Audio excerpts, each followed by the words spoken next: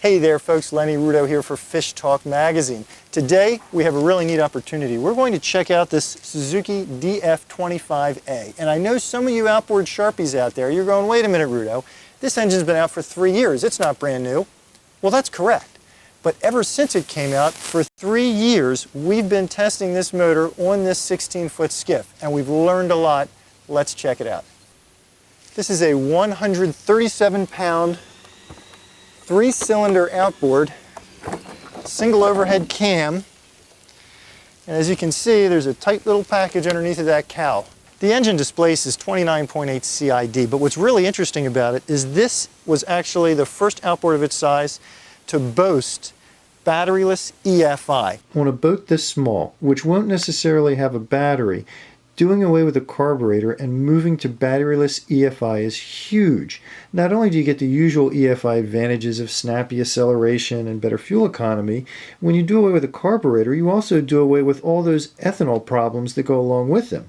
I want you to ignore this tiller handle. I added an extension because this is a little bit of an unusual boat. It's actually quite large and heavy for this motor. It's a 16-foot fiberglass model. Normally this 25 will be on something more akin to a 14-foot aluminum, maybe a 16-foot aluminum. In any case, since the seats are so far forward, I added this tiller extension. Ready?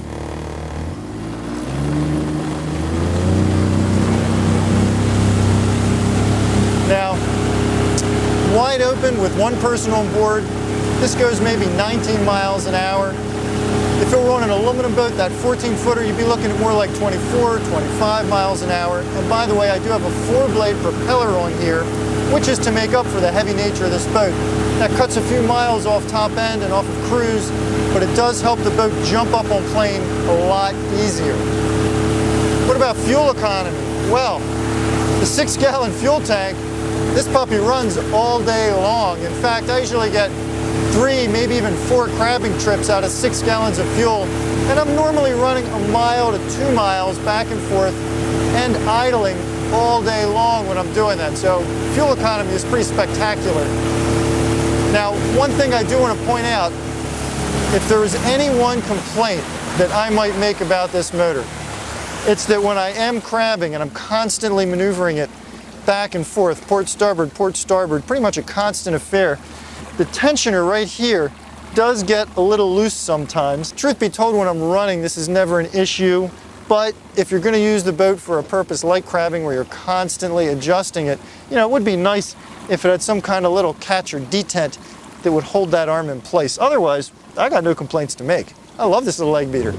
So after 3 years, what's the maintenance on this motor been like? Well, I've changed the oil, and let me see, I've changed the oil.